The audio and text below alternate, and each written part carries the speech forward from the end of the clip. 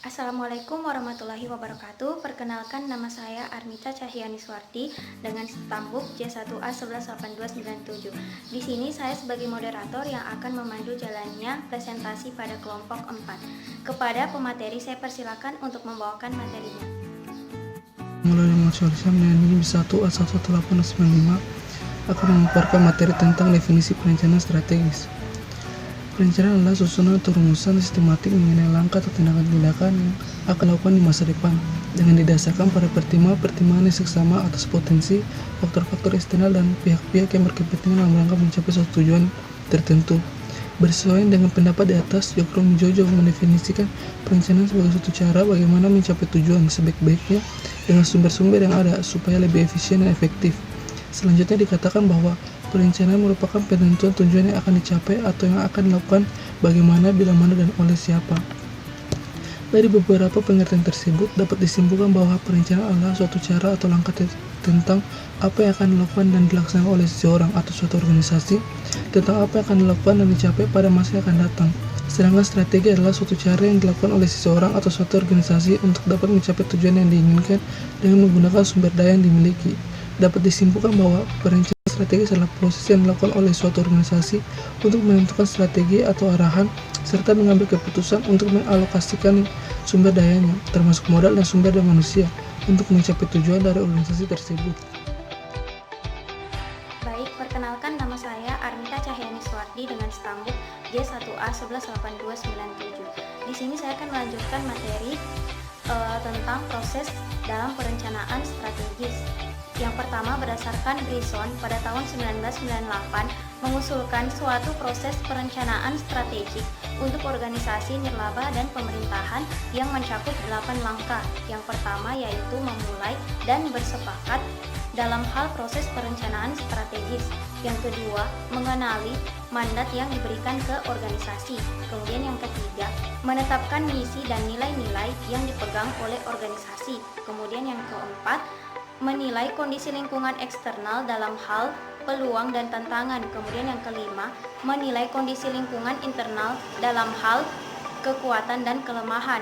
Kemudian yang keenam, menemukan kenali isu-isu strategik yang dihadapi oleh organisasi. Kemudian yang ketujuh, merumuskan strategi-strategi untuk mengelola isu-isu. Kemudian yang kedelapan, merumuskan dan memantapkan visi organisasi ke masa depan. Perkenalkan, nama saya Nur Amalia. Di sini saya akan bacakan proses dalam perencanaan strategis untuk bidang pendidikan. Yang pertama, penentuan visi dan misi organisasi. Yang kedua, persyaratan apa yang dibutuhkan dari pelanggan. Yang ketiga, analisis SWOT. Yang keempat, standar kinerja organisasi. Yang kelima, investasi terhadap SDM yang ada. Dan yang terakhir, evaluasi proses dan kembali. Perkenalkan, nama saya Indirta dengan NIM J1A1182223. Di sini saya akan melanjutkan pemaparan materi dari teman saya, yaitu langkah-langkah dalam perencanaan strategis. Yang pertama, meninjau dan memperbaharui rencana strategis. Yang kedua, memutuskan asumsi dan pedoman rencana strategis yang telah diperbaharui. Yang ketiga, iterasi pertama dari rencana strategis yang telah selesai. Yang keempat, menganalisis jumlah dari rencana-rencana individual yang tidak mencapai tujuan korporat. Yang kelima, iterasi kedua rencana strategis, staf perencanaan korporasi merevisi rencana usulan strategis. Dan yang keenam, tinjauan persetujuan akhir. Sekian dan terima kasih. Wabarakatuh.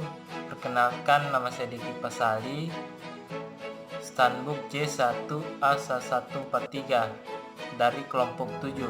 Di sini saya akan memaparkan materi mengenai proses dalam perencanaan strategi. Dari uraian tersebut dapat disimpulkan bahwa perencanaan strategi dan operasional berikut evaluasi suatu organisasi harus. Yang pertama itu dilakukannya melalui sistem dan mekanisme dengan tolak ukur yang baik. Yang kedua, melibatkan seluruh unsur organisasi melalui diskusi yang terarah. Yang ketiga, dapat menghasilkan perencanaan program yang terarah, realistis, dan berkesinambungan, dan yang terakhir dapat dijabarkan dalam setiap langkah.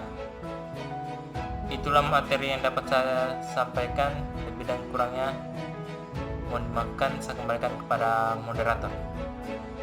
Siti Alifarufi ID dengan stambuk Y1A118262. Di sini saya akan menjelaskan tentang pentingnya perencanaan strategis.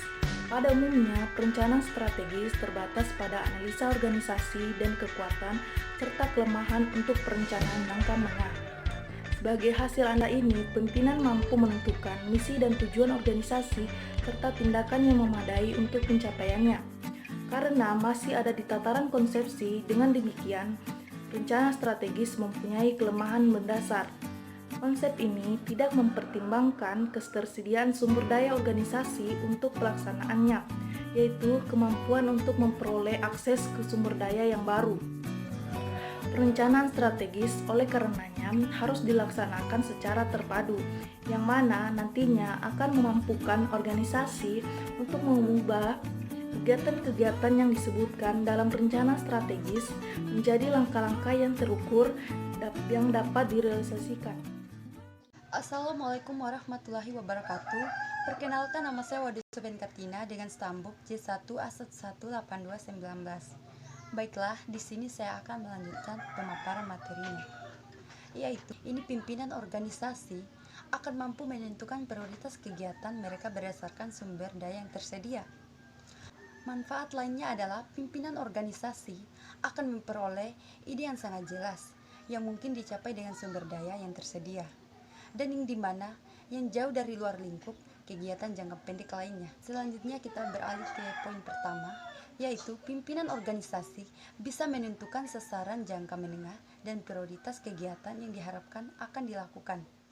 Poin kedua yaitu staf sekolah akan mempunyai kegiatan untuk mengembangkan rencana operasi tahunan dan sarana untuk memonitor serta mengevaluasi efektivitas pelaksanaan rencana ini.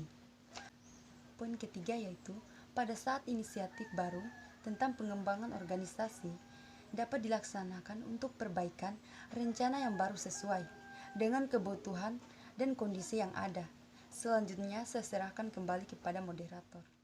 Sekian dari kelompok kami. Apabila ada kekurangan di dalamnya, mohon dimaafkan. Wabillahi taufiq wal hidayah. Wassalamualaikum warahmatullahi wabarakatuh.